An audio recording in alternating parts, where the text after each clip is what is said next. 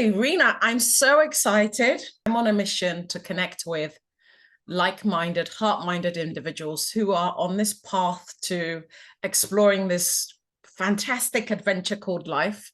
We all come from somewhere, we all have a story, and our stories matter. And in our stories, we find hope, we find inspiration, we find motivation, we find ourselves sometimes.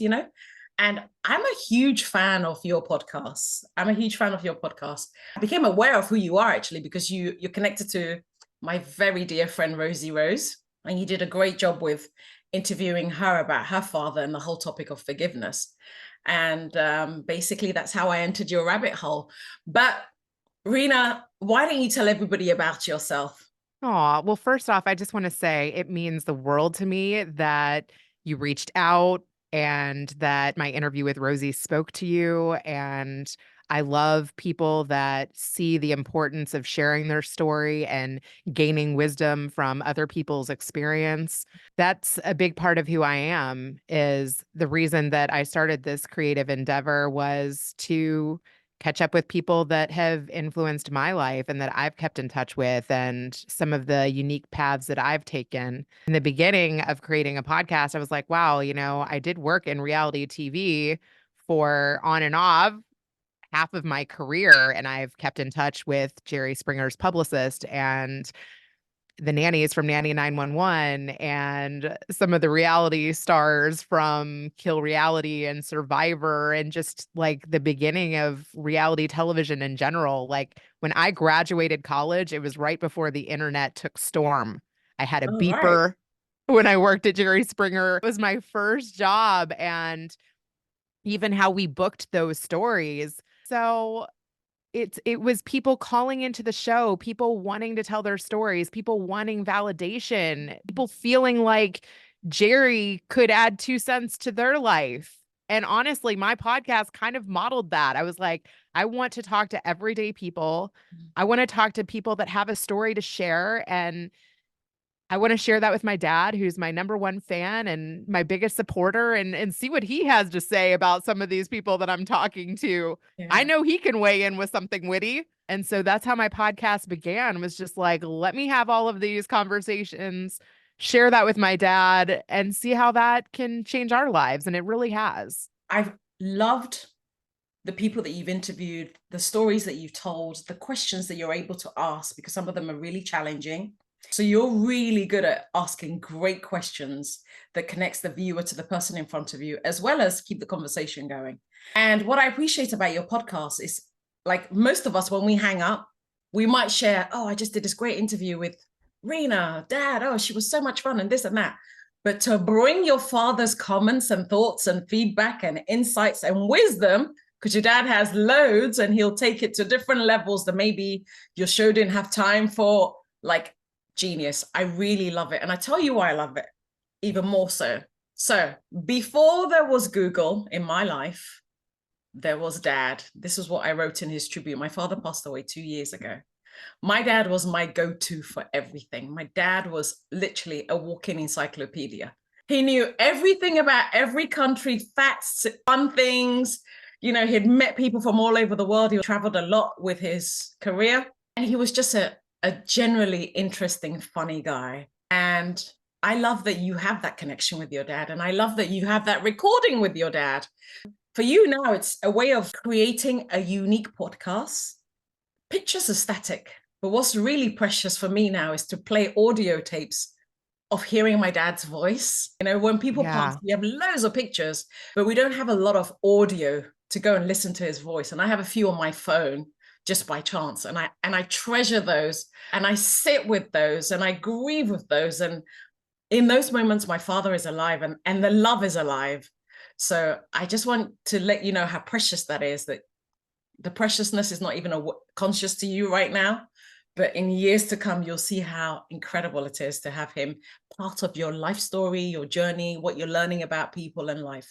Okay, so tell us about your dad. Like, where are your parents from? My parents actually were born in America. My dad grew up on the East Coast. His parents raised him in New York, and then they moved to Boston, and then they moved to Kentucky where my mom was. My mom is like a Jew from Kentucky, which is a thing. People remember that about me. They're like, there's Jews in Kentucky? Yes, not many, but I know them all. They're either Right. related or I know them. Small Um, community.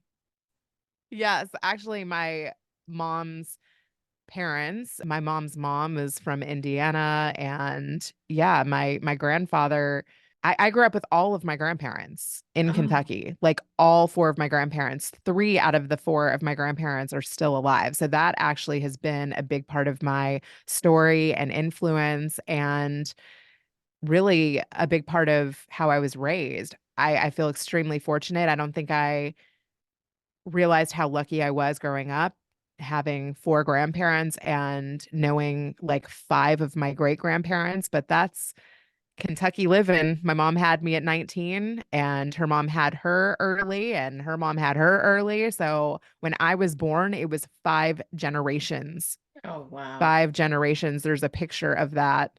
And I think something that was attractive to my dad about my mom was that she had a large family. My dad did not have a large family. A lot of his family was wiped out in the Holocaust. Mm, And it was something that was important to his mom. His mhm. mom actually had six pregnancies like me and only had four children. She lost two babies. I actually had two miscarriages as well. Hers were, unfortunately, one was a stillborn and one passed away a couple months after being born. But family was something that was really important to my dad's mom. And, his mom and I, since I was her first granddaughter, we still, thank God she's 95 years old, we still have a very special relationship. I would spend every weekend at their house probably until about fifth grade. They had a special mattress on the floor for me in their room. I watched my dad and his parents have a family run business for 40 plus years. So entrepreneurship was definitely in my blood. And I remember my grandmother being up at like 6 in the morning and typing manually time cards of like 200 employees. She Oh, was my such a goodness. diligent worker, and she didn't even have a college degree, but my my dad and his parents are super scrappy.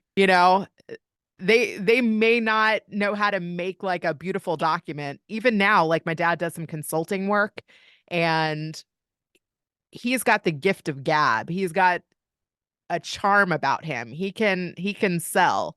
He's really good at managing relationships, but as far as making documents beautiful, he sends them to me and he's like, "Hey, can you digitize this?" So like he's a very like he'll write it all out by hand and then he'll send it to me and I'm like, "I got you." Yeah. Oh my God, that's so fortunate. I'm also from a large family, and I'm from a community where we believe it takes a village to raise a child. And you are so lucky to have all your grandparents present to get to know them intimately, not only hear about their stories or their time on earth, but really allow them to make an impression on you.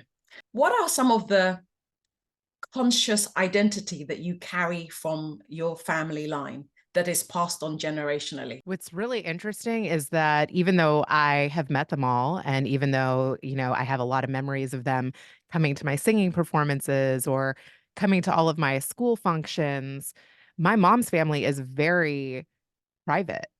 They don't want to share. And what's interesting too in this day and age is like people are sharing everything on the internet. Like some people don't want to share. So, then you ask yourself, is it my story to share? Even though having them in my life has impacted and influenced my life, there are parts of my story that I can't share because there are people in my family that aren't comfortable with sharing in the way that I do. So that's something. I actually have two very opposite sides of my family. My dad's side of the family, they're oversharers. He talks to everybody on the block. That's totally me. Like he wears his heart on his sleeve. And I believe if you share like that, then people will share with you like that. But my mom's side of the family, they cover up trauma. They cover up hardship. My mom's been through breast cancer and I could barely hug her through it. She wants to go through it on her own and everything's fine and I'll do what the doctor tells me. And if I were going through that, I'd be like, help! You know what I mean? Everyone, I need it. You know, who do you know Rescue that's been me. through this? Yeah. So, so far on your journey, is there any part of you that you won't share? That is a fantastic question.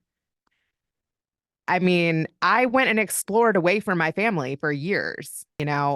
What's interesting is, I was born and raised in Kentucky. Like I literally lived there my entire life. And then I went away to college for a couple years. I got a singing scholarship to my first school in Charleston, West Virginia. I was like the only Jew at the whole college, like the only Jewish girl. And then I think the next year a guy came, and then I was just like, okay, this is a very small school, and my high school was like a lot more rigorous of a program. So I ended up transferring to Purdue University, which then I got a job in radio, and it lit something in me. Like I loved that format. I loved the creativity of being able to take news stories and edit them and kind of make it my own version of the story. Yes. And so I thought I wanted to work in radio. I actually went from working at a radio station, an NPR station for 2 years, to getting an interview at WGN in Chicago. And I didn't get it, but I got the interview. And then while I was there interviewing for that job, I saw a flyer in the same courtyard that Jerry Springer was looking for interns. Oh, So that is how I ended up walking across to NBC Tower and starting there 2 weeks later. oh my God. Go, Jerry. Go, Jerry. Yes, Jerry. And Yeah. I would say that that definitely changed, I feel like, kind of who I was, because then I like really wanted to work in entertainment. I really wanted to prove myself. I was like this small town girl who could shine. And, I went through a couple years of bullying when I was in middle school. I went to like private school. I was very fortunate, like kindergarten through fifth grade, but there was only one girl in my class for 6 years. And I like really wanted kind of more friends. And it was like a boy heavy year where there was like, I think 15 guys and like one girl. And so after 6 years of only having one friend, I begged my parents to go to public school. And then when they sent me to public school, it was so drastically different from my sheltered environment that I was in. And I very eye-opening to say the least. So was Springer for that matter.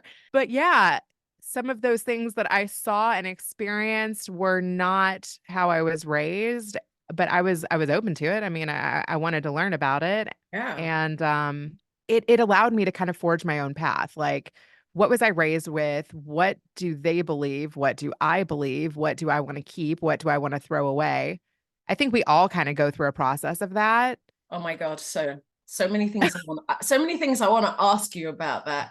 I was born and raised in Ghana. I moved over to England when I was 10 years old, and my parents moved to a community where there were no people looking like us. Oh, now it's very multicultural and mixed, but let's say 40 years ago, we were the only Black people in the community. And I remembered what that felt like. Not so much me not handling being the only Black person in my community. However, is the reaction that people had to me. What did you learn during your period of being the only Jewish girl in your school? And what did that open up inside of you? That is such a great question. I never felt white. I learned that. And I never felt white in Kentucky either. And I felt like it was a very black and white place to grow up. So people were constantly asking me, like, what are you? And I was like, what do you mean? What am I? It's like such an offensive question. It's funny, in college, I had a girlfriend and her mom was Mexican and her dad was German. And we bonded instantly. Like, she was like, oh, yeah, people ask me that all the time. I was like, oh, awesome. Well, we can, like figure out our answer to that together. You never felt white. Isn't being are Jewish people not considered white? That is such a great question. Because you are for me. I would say that being Jewish is a culture. Some Yeah. people say being Jewish is a religion, but it's also a people. And there are people that are Jewish and Asian, Jewish and Jamaican, Jewish and redhead. Like there really isn't a Jewish look, or I don't know, people like So when you're apparently going thought through I the looked airport Jewish, and but you have to tick one of those things, like I hate those cards anyway, but you have to tick one. And if there isn't Jewish there, Black, white, Asian, other. you tick other? No, I mean, I have checked white, but I have never felt white because other people have always come up to me and they're like, what are you? Like in many places that I've lived. And what's interesting is when I moved to LA, it was like the first place I moved where I was like, oh, my people. There's so many Jewish beautiful here because when I lived in Kentucky, I went to public school and a lot of my friends weren't Jewish, and then moved to West Virginia and I was an only, and moved to Indiana and there weren't so many there either. And then moved to Chicago, some, but I wasn't religious. I was more like culturally Jewish and kind of like Jewish because I was born into it. Mm. So I wasn't observant. And then I moved to LA and people started inviting me over for Passover and for, Shabbat dinners. I was like, "Oh, wow, this is kind of interesting. Let me learn more about that." I kind of like how you guys are like celebrating being Jewish. I was never proud of that growing up, you know? And so I went on this whole like spiritual exploration of like, what does being Jewish mean? Why does it matter? And you know why it matters? Because I was born into that. I am that. Like, I can't shake that. No matter how hard I try to cover that up and assimilate or, fit into. What's interesting is in college, I feel like Black people actually embraced me more because I was another.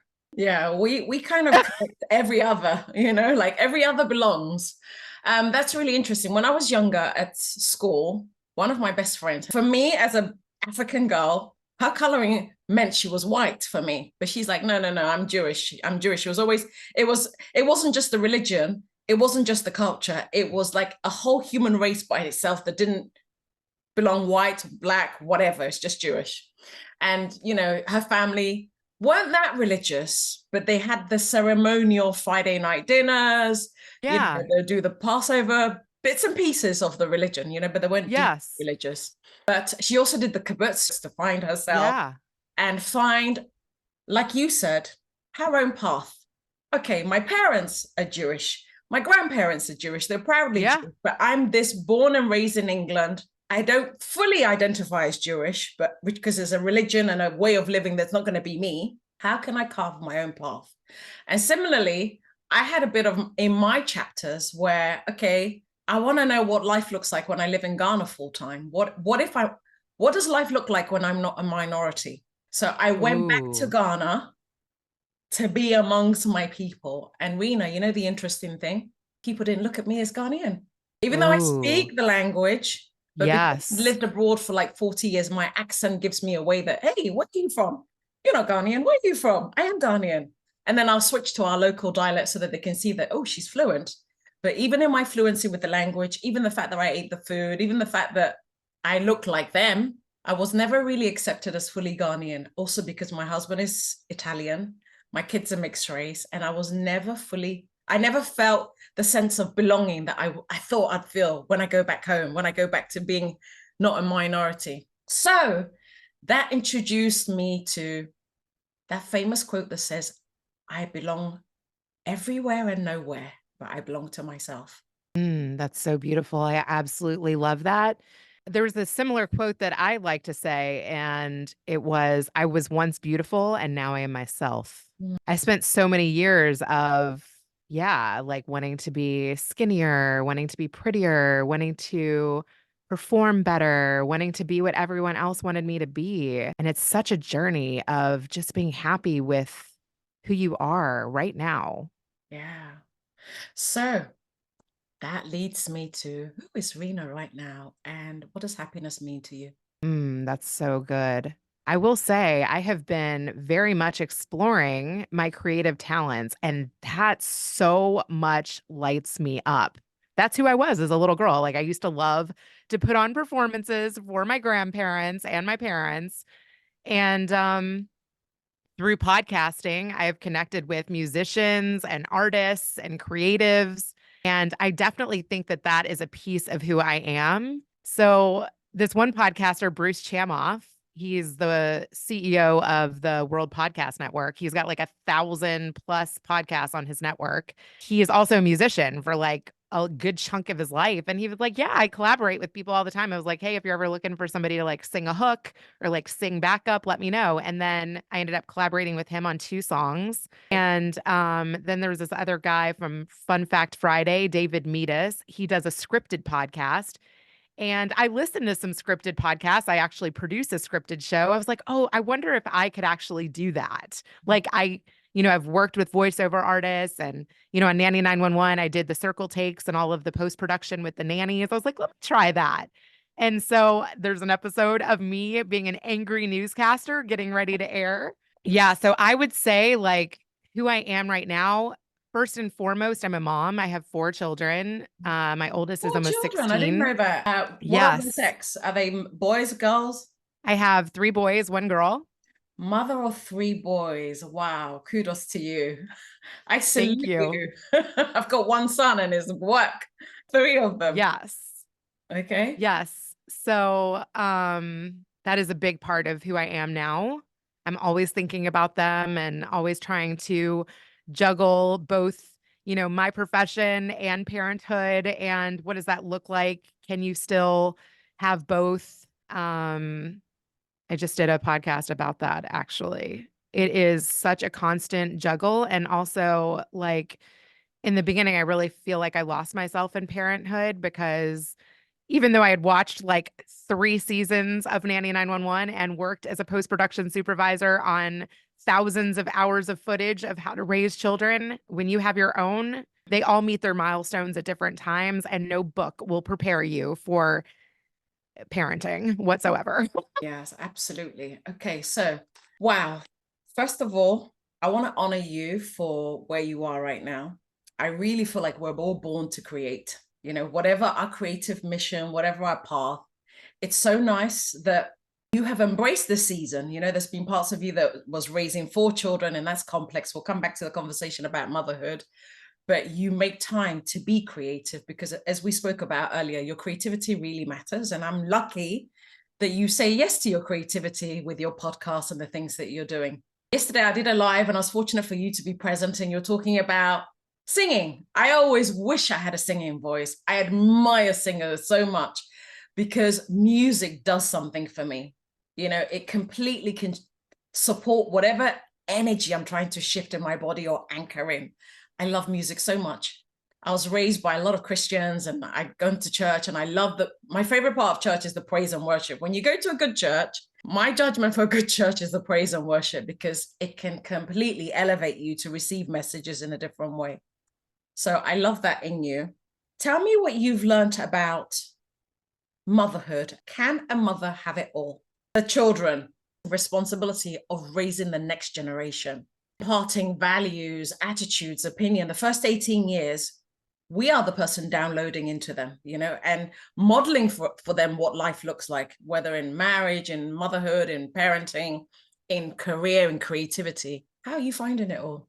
Such a great question. Oh my gosh. How am I finding it all? Well, I will say I'm going to relate this back to reality TV. It does not matter what somebody is like on the phone, how many hours you prepare them in the green room. Ultimately, all of the love and the lessons and what you pour into them, they are still going to be who they are. And they're still going to go out on that stage and perform however they want.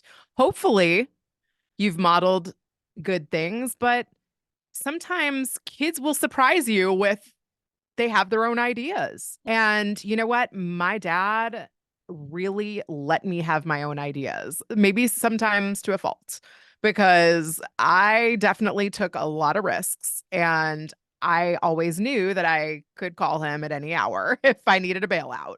And I think that I have been kind of trying that approach. I'm a little bit more protective because of some of the situations I got myself into that I don't know if they were the best. And I don't want my kids to, no one wants their kids to suffer unnecessarily. Like, for instance, I had a daughter who switched schools, a year and a half ago because we moved from Chicago to Houston.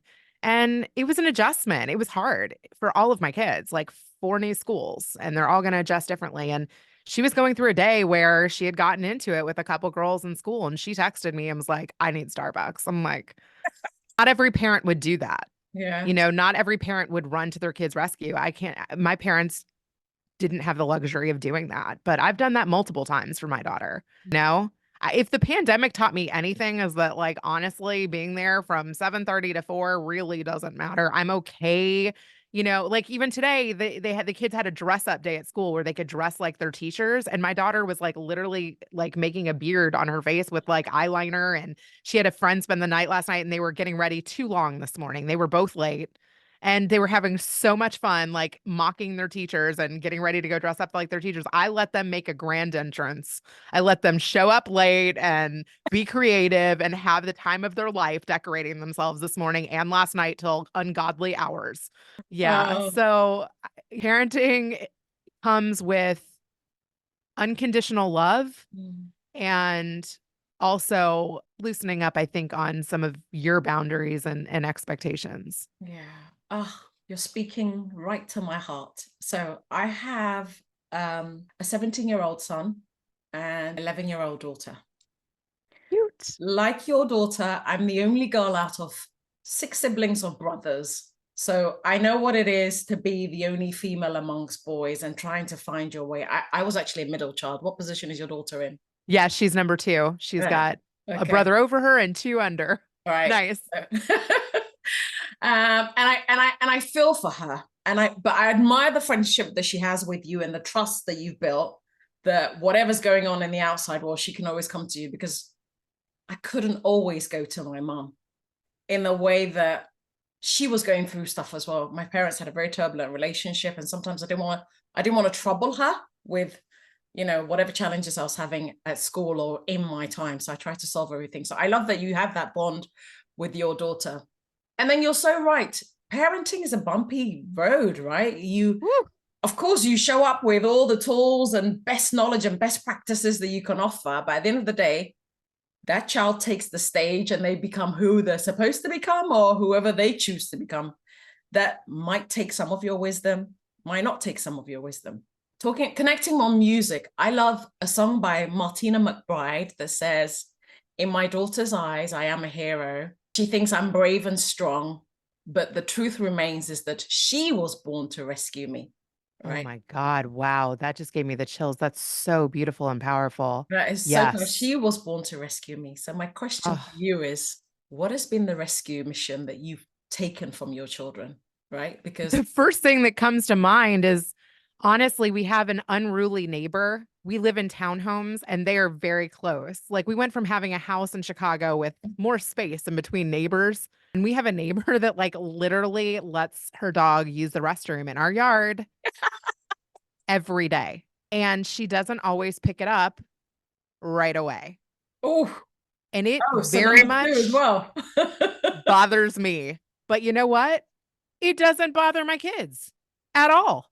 It's amazing. It bothers me the most out of anyone in the house. And my daughter's like, sidestep it. You know what I mean? Like, and that actually was a huge lesson. Hmm. Honestly, stooping to that person's level is not going to get you anywhere. Having a screaming match isn't going to get you anywhere. Hmm. But sidestepping it and going about your day and, focusing on the good in your life is a much better path. Yes. My daughter literally was like, Mom, you're the only one that this is bothering. And I was like, damn, that's good wisdom. Yeah, absolutely. Where focus goes, energy flows, right? So she's empowering you to focus on the good.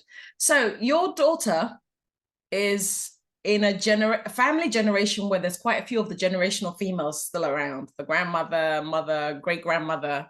And every generation, I believe, puts together all the knowledge and wisdom, and the baton is handed on.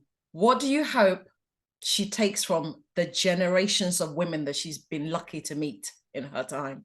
That is a great question. One thing that I do feel like my great grandmother and my grandmother on my mom's side were really good at is welcoming people into their homes. Mm. They were entertainers Mm. and they were very generous. Even my mom, I would say what she picked up from that was writing thank you notes Yeah. and visiting with the elderly. Mhm. Oh, wow. That has been very important in my family. And actually, I have felt like in being able to take care of my grandmother, I do drag my kids on all of their spring breaks and Christmas breaks and all of these things to see my grandmother, who's truly like my dad, one of my best friends. Mm. I miss being able to talk to her for hours at a time. I am so glad that I've captured her story on audio as well. I hope that my children honor the elderly, and I hope that they welcome people from all walks of life into their home. I love that, Reena. I love that. My dad was a crazy man for how much he welcomed strangers into our home. Wow. When I was younger, I didn't appreciate it at all, Reena. I didn't appreciate it at all. My dad would be the type to go to the airport, drop somebody off, and come back with somebody else in his car. What happened? Oh, they missed their flight and there isn't a connecting flight till tomorrow, and I couldn't leave them. And nobody speaks French. I'm the only one that speaks French. So I brought them home for the night. And when he passed away, the outpour of stories that I didn't even know when he was alive, you know, of going beyond the greatest expectation of making strangers into family, and all those strangers to us came to pour out. I can't believe this man passed. He did so many acts of kindness that it was insane. So that really resonates with me, that you would want your children to be kind to them. Also, towards the end of my father and my father-in-law, my husband and I both share this belief about taking care of the elderly. It was our responsibility, and I didn't see it as a chore or something I didn't want to do. I enjoyed cooking for my dad, and when he left, you know, I'll still see the items of shopping that my body wanted to pick up for dad, but he's not here anymore. It was such a privilege to take care of the elderly. I hope my kids also retain. So Reena, I want to talk about your dad, because that's the thing that really appeals to me about our connection. We're connected in many beautiful ways, as I'm finding out. But I want to talk about your dad. So if your dad was here right now, Reena, what do you think he's most proud of to be called Reena's dad? That's such a great question. I think that he's proud of me for getting back up. That's something that he always encourages. He was like, if you lay down, people just step on you. You know, he says stuff like that. Or, you know, if you quit, then you'll never get better. Yes. And, you know, one story that is one of my favorite stories is that I auditioned for a youth performing arts school for high school because I wanted to switch out of my home district school after being bullied in the middle school. Yeah. And I didn't read all the fine print of what you had to do to get into that school. I just went in there and sang a song off the radio. And then they're like, you need to sing in a foreign language. You need to be able to sight read music. Why don't you go take some voice lessons? And so, you know, my dad saw how bad I wanted to go to school there. And he was like, let me talk to the head of the music department. Let's see if we can get you another audition, and I'll pay for you some voice lessons and, you know, some piano lessons, and you can like learn how to read the music. And but that really took swallowing my pride to walk back in there after being rejected. Like all of these other students who were admitted met the mark on the first go. They also read the instruction manual, but I went to voice lessons for 3 months straight and plucked out those piano keys and brought every piece of music for 4 years that teacher ended up giving me. I got into the school. I didn't quit. I saw it through, even though I wanted to quit every single day. And I was like, man, my dad went to bat for me here. I'm going to get back up. Even though I don't feel like the best singer, even though the people around me got in on the first try, even though the people around me sound, in my opinion, amazing, surrounding yourself by people who are amazing and better than you will elevate my game as well. Wow, that's such a good lesson your dad taught you. It reminds me of the quote by Les Brown that says, when you get knocked down, make sure you fall on your back, because if you fall on your back, you can always get up. You have to land on your back from your back position. If you fall on your face, chances are you don't want to get back up again. So it's nice that you have your own superhero. My dad was my superhero, Reena. I loved him so much for, my dad was a military man, first of all. He was in the Ghanaian military. And so he had military training. So he had that toughness, discipline, routine, structure, rituals. And when I was younger, I wanted the flexibility, anything goes, but these are gifts that actually has helped me and shaped me to become who I am, because he doesn't allow me too long to feel sorry for myself. He'll shake me off or point me in the right direction, or point my focus or my attention in the right direction. And I think it's so important, particularly as an ambitious mother who's creative and doing so many things, to have a pillar. I realized that my dad was a pillar. I was propped up by this incredible pillar. So I love that you have a dad that does that for you. And here's what I learned about my dad. Although I call him my superhero, it's not till his passing, Reena, that, because my dad didn't let his armor down too often. Does your dad allow you to see behind the strength and the composed structure? What's your dad like? Like, is he good at being vulnerable? He is. And Mm. especially as he's aged, he's gotten more vulnerable. Like he'll cry in front of me. And, Oh, good. I actually have to pause and make sure that I ask him how he is doing too, because a lot of times as kids, we just want to talk about our day and our needs. And as you start to age, you realize that you need to ask about the other person just as much. Yes, yes. I I asked my dad, but he was never willing to go into it because unfortunately he didn't want to let go of being my superhero. You know, we had Mm. all put him on such a pedestal and he had identified himself as this, larger than life Ashanti man. I'm from an Ashanti tribe. They're very proud. And I think maybe one time I saw my father cry, it really crushed me, but I loved it. I love seeing that human side Ooh. to him.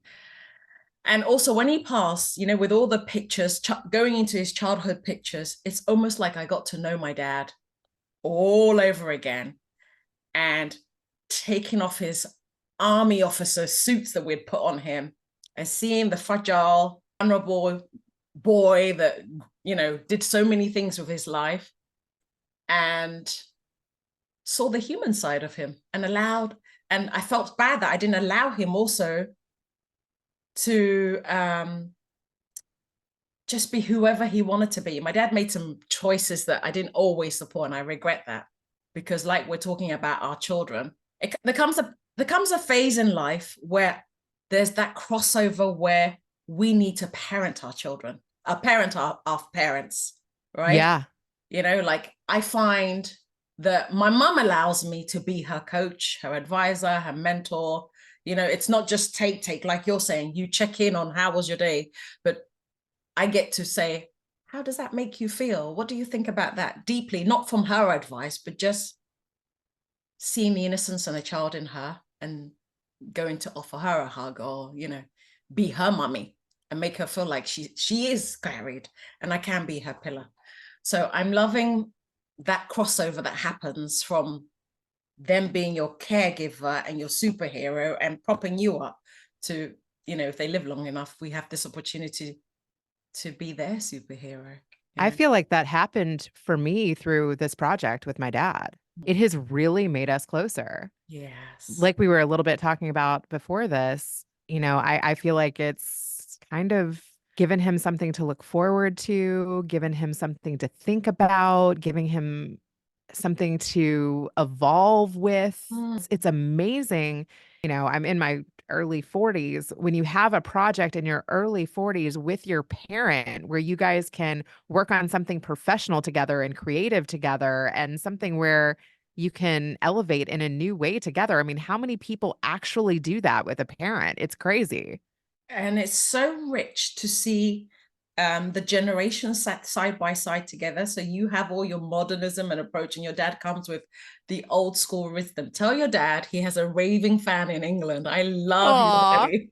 Well, I'm going to share this episode with him and see what he has to say about it. Oh, I love him so much. He's so smart. He's so biblical. Like, I just love him. His knowledge and wisdom will never date. His insights are always so useful. Listen, I learned a Jewish word that I absolutely love.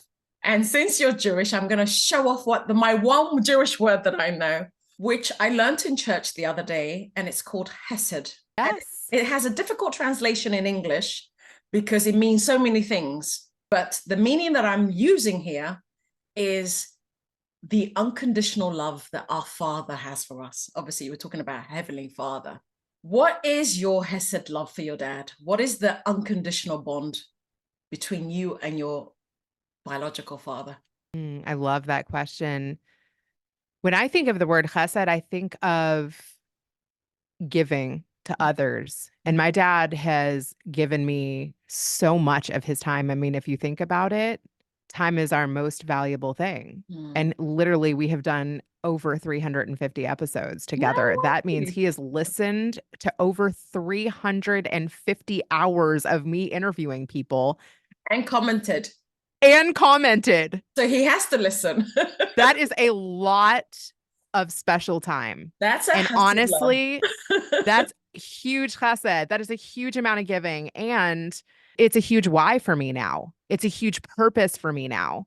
People are like, what keeps you going with your podcast? I'm like, dude, I get special time with my dad. If nothing else, it's that. Yes. Time is our greatest and most precious commodity. And time also spent can never be replaced or brought back. You get to invest time in each other. It is what matters at the end of the day. You know, we're just here to invest our time, right? You can make more money, you can make more travels and adventures, but you can't make more time. What we have is what we have. And the crazy thing about time, especially with our parents, is that we don't know when the exit would be. I literally thought my dad was such a strong, powerful, healthy man that he was going to live to super old. I got 82 years of time with him. It wasn't short, but it's never enough. So yeah, I love that you get to create and share and be vulnerable together. There's no greater legacy than what he's doing with you right now. So amazing. Thank you. Reena, I feel like I could talk to you forever, but I want to be respectful of your time. Is there any passing words of love, inspiration, about motherhood, creativity, all the stuff that we've talked about, parenting? Is there any closing words that you want to share with people listening? It's funny because when you were sharing some of the quotes that came to you, the one that came to me is the one from like Michelle Obama, where she's like, when they go, is it when they go low, you go high? Yeah. I love that. Mm. And my dad really and I have been talking about that a lot lately because one area where I like still need work is being more accepting and being less judgmental and taking a breath before I want to react. And I am proud of myself because I feel like it's an area in which I notice that and that I'm trying to make improvements there. But that quote stays with me. When Okay, when let's they go low, you go high. It's always better to take the high road. Always. can we just step into why it's so meaningful to you on examples that you can share? Yeah, I mean, mainly it's with the neighbor who poops in my yard every single day. But also, even with bullies, like in my life, like, or even in television, there was this one episode where I had an unairable show. There was a girl who called the show and she was like, my boyfriend's family hates me. I've done nothing for them to hate me. And then she comes out, she tells her story. We care about her. We're like rooting for her. She's got this relationship where you're like, okay, that's beautiful. And then they come out and they're saying these things about her. And lo and behold, the moment they start yelling and screaming at her, she acts like what they're saying that she acts like. So by you dropping to people's level and you losing your composure and acting not how you want to act and humbling yourself. You got to check yourself there. You're going to lose the audience. You're going to lose the sympathy. If you're the good guy, you got to stay the good guy. And chances are, this is another thing that I've learned again and again, if people are treating you badly, they treat other people badly. Let them jump to that conclusion on their own. You don't have to be the bad guy too. Stay the good guy. Sometimes until you've done the kind of work that we get to do in our chosen profession, it's difficult to do. We're all able to be triggered. And sometimes when people treat you a certain way, if somebody loves on you, you laugh back. If somebody's laughing, you don't even know what they're laughing about. You laugh, you laugh It's back. You know? contagious. It's Yes. contagious. So we can be reflections of other people's behavior. The ninja move, the next frontier with AI and technology and things that are the robotic part of humanity, robots are going to take over. But this is the next frontier where we all need to master, which is self-mastery, being in control of our own emotions, our thoughts, our reactions, our responses. I had a neighbor who was a dog trainer. He lived in quite a small house next to mine. It's just a 2-bedroom house. And in the garden, he'll have like 20 dogs at the same time, like massive dogs. You know, Doberman, Alsatians, way too packed. I don't know how the council allowed him to have that. And Reena, he would have a bucket in the garden where they will poop, and he won't dispose of it daily. He'll just let the bloody thing fill up until there were these giant flies in the summer that will come and sit on the poo. And I couldn't open my window because the dogs were either constantly barking or the smell or basically just the massive flies that will come into my house and all over my food. And I was a new mom trying to get the whole balance between motherhood and my changes going on in myself. It was just too much. And you know what? I moved. No, Yeah. because it was driving me crazy. I moved. I didn't Yeah. sell the house. I took that as an opportunity to go have an adventure travel, and I moved somewhere for 6 years. And one day I came back to collect my post and see my tenants of the house. And he said, "Oh, Amma," he was actually Jewish, John. He said to me, "I'm so sorry. I must have forced you to move country." And I said, "John, people come into your life for a reason, a season, or a lifetime. Your reason was to get me out of my comfort zone and go find an adventure in life, which was to travel and live abroad with young kids that I wanted to. But had you not done what you did, I would have been comfortable and I would have never moved. So thank you. I owe you thank you, because you opened a beautiful chapter in my life that I wouldn't have stepped into if you hadn't been piling that shit in the garden."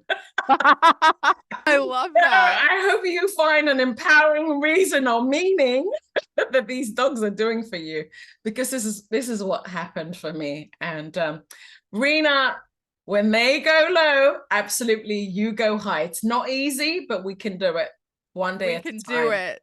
We can do it. I love this time we spent together. It's so nice to get to know you.